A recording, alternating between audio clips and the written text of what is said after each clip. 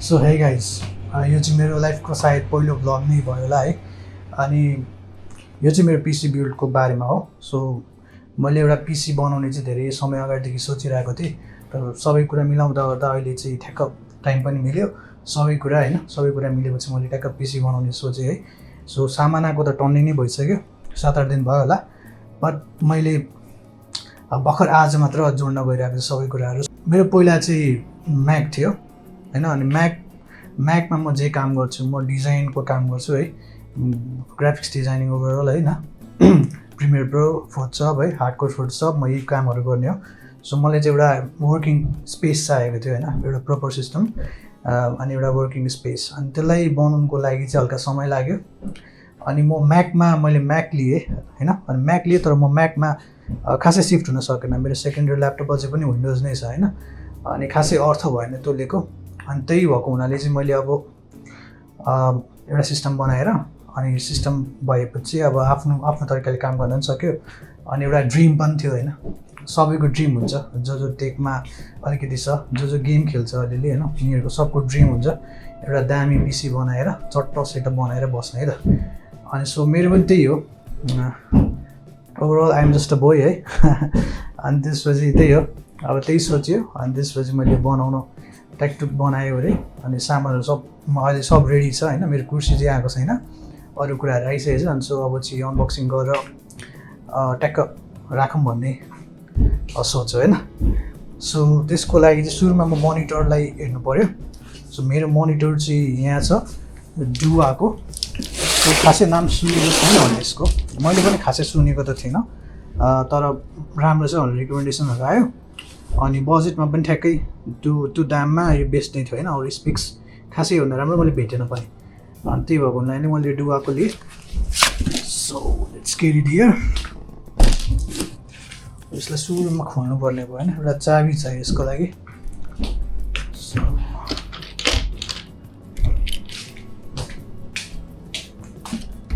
Scary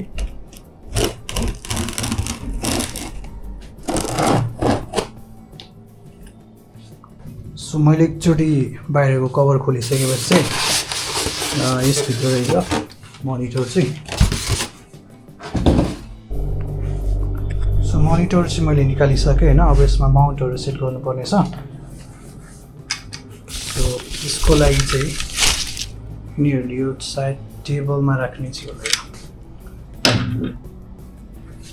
अनि अरू भनेको चाहिँ यहाँनिर केही एसेसरिजहरू, वायर्सहरू छ, एचडिएमआई केबल, मोनिटरको पावर दिने वायर, यिनीहरू नै छ। सो फर्स्ट यसलाई लाउने होला। यहाँ एउटा स्क्रू रहेछ, यसलाई हामीले फिक्स गर्नु पऱ्यो। सो त्यसलाई होल्ड गरौँ। So let me quickly grab one screwdriver. So after that त्यसपछि यसलाई सेट गरेर अनि यसलाई चाहिँ मोनिटरमा फिट गर्ने। सो मैले स्क्रू ड्राइभर भेटिसकेँ, स्क्रू ड्राइभर सेट। अब यसलाई फिक्स गर्ने, त्यसपछि अरू कुरा हेरौँ ल।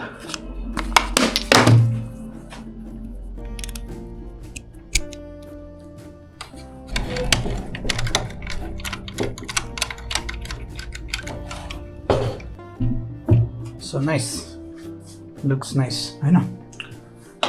सो यसलाई चाहिँ अब फिट गर्नुपर्ने हुन्छ मोनिटरमा। सो त्यसको लागि चाहिँ सायद यसरी नै फिट गर्ने होला मेबी।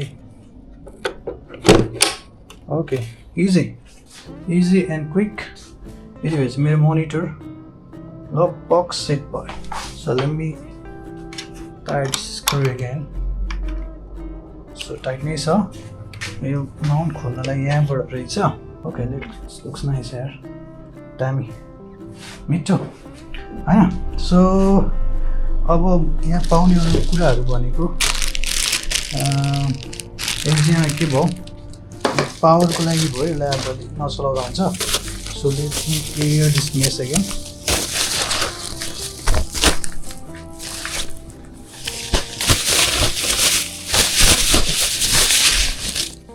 यो मलाई पछि पनि चाहिन सक्छ। इफ मेरो मोनिटर केही भयो भने चाहिँ एकछिन साइड गरेर लाने हो।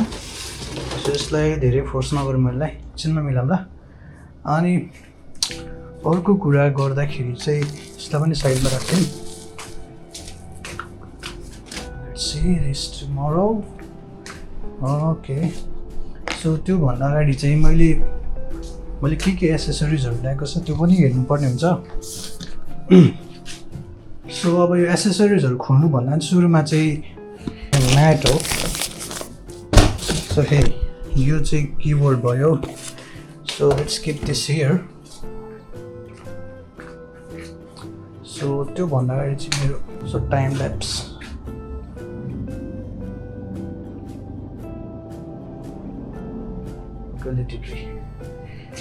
It's fine. So अरू कुराहरू चाहिँ के छ भन्दाखेरि पनि एउटा कार्टुन हेर्छ. सो यो चाहिँ मोन्टेक किङ 95 एसेसरिज. सो मेरो बाहिरको केस चाहिँ किङ 95 प्रो हो फ्रम मोन्टेक. सो त्यसकै एसेसरिजहरू चाहिँ यसलाई साइडमा लगाइदिनु पर्यो.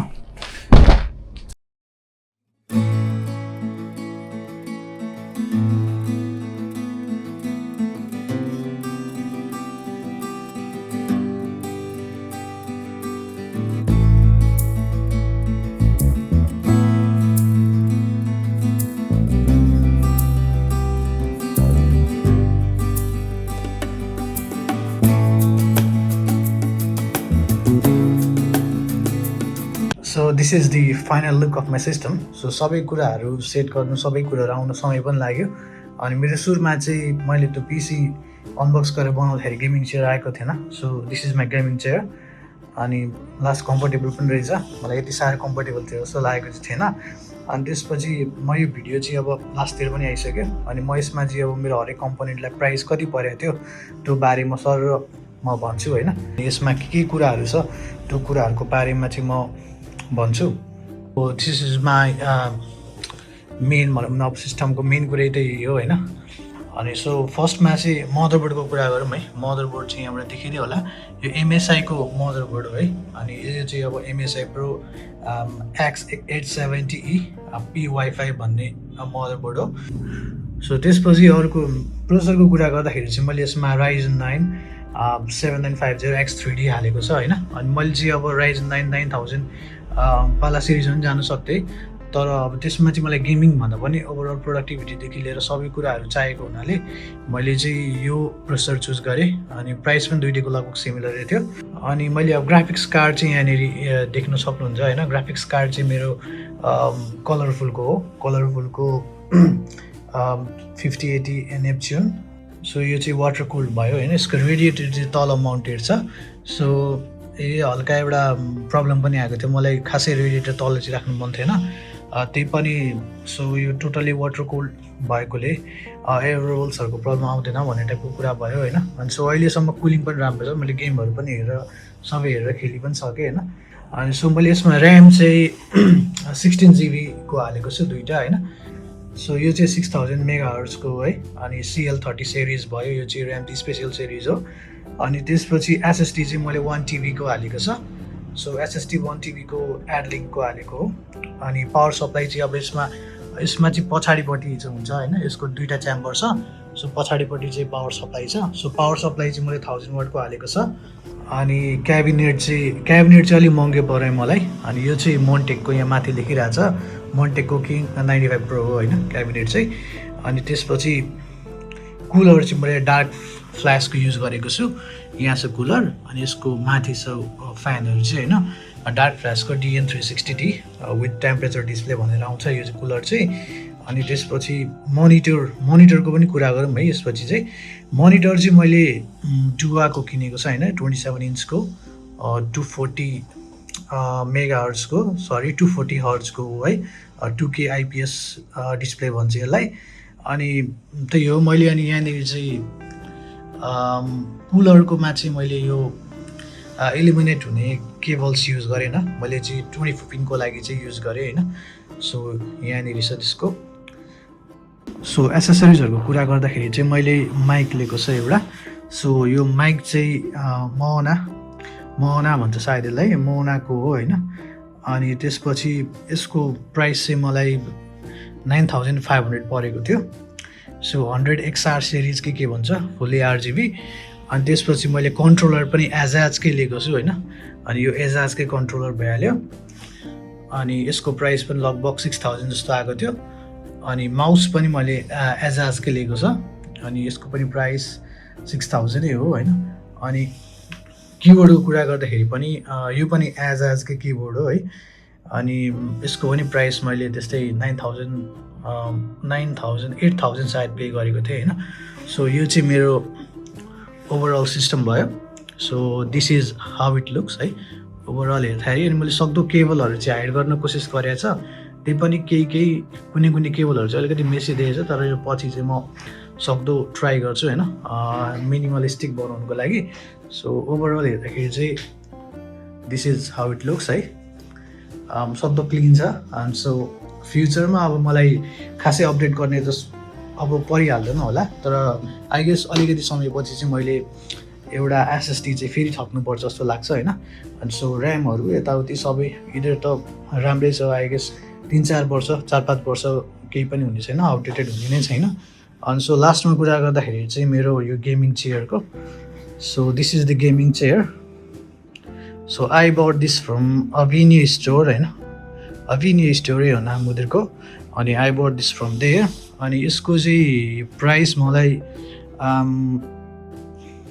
23,000 परेको थियो। सो न्यु इयरको डिस्काउन्ट के भनेर अलिकति डिस्काउन्ट दिएको थियो होइन। सो अनि यो चाहिँ GT 009 भन्छ यसको भर्जन चाहिँ सायद त्यो हो। सो यो 23,000 पऱ्यो। अनि सो ओभरअल सिस्टमको कस्ट गर्दाखेरि मलाई 5,60,000 होइन सबै कुरा गरेर, चेयरदेखि लिएर किबोर्डहरू होइन यो माइकहरू सबै कुरा गरेर चाहिँ मलाई त्यति पऱ्यो। ओभरअल आइएम सेटिस्फाइड होइन। अब अहिलेलाई चाहिँ खासै सामान जोडिहाल्नु पर्ने पनि छैन। आई गेस मलाई चाहिँ एउटा स्पिकरको कमी छ, तर त्यसको कमी चाहिँ मलाई JBLको यो Go 5 के छ यसको नाम होइन, यसले अहिले पुरा गरिदिएको छ। Go 4 रहेछ अनि यसले पुरा गरिदिएको छ। सो अहिले स्पिकर पनि मैले लिने सोचेको छु होइन। So overall good. गेमहरू खेलेँ मैले, माइक्रोसफ्ट फ्लाइट सिमुलेटर खेलेँ, दामी स्मुथ होइन, अहिलेसम्म क्र्यास पनि भएको छैन पिसी। सो मलाई चाहिँ के लागेको थियो भने अलिअलि राइजनको प्रोसेसरमा अलिअलि क्र्यास हुन्छ भन्ने टाइपको हल्ला सुनेको थिएँ। मलाई त्यही एउटा डर थियो। र अर्को यो मेरो जसरी रेडिएटर माउन्ट भएको छ बटममा, मलाई यसको डर थियो। तर मलाई राम्ररी कन्सल्ट गरेँ होइन, मैले जहाँबाट पिसी बिल्ड गरेको थिएँ। सो मैले बिल्ड गरेको चाहिँ पिसी मोड नेपालबाट हो। सो उहाँहरूले राम्ररी कन्सल्ट गर्नुभयो, यस्तो हो एक जस्ट फ्यान यता छ उता छ भनेर होइन। सो अहिलेसम्म टेम्परेचर पनि एकदम नर्मल होइन, हाई थ्रोटल गरेर खेल्दाखेरि पनि ठिकै छ, अल गुड। अनि त्यही हो अहिलेसम्म आइएम भेरी भेरी सेटिस्फाइड। अनि अब फ्युचरमा केही अपग्रेड गर्ने प्लान भयो अथवा केही मलाई ट्विक गर्नु मन लाग्यो भने म आर्मीको भिडियो होइन एबाउट द्याट। अनि अहिलेलाई चाहिँ thumbs up. So hey guys, thanks for watching. So आजको भिडियो चाहिँ यति नै भयो होइन। I'll bring some more videos in coming days about my systems, about the things I'm planning to upgrade, everything होइन। So see you guys in the next video.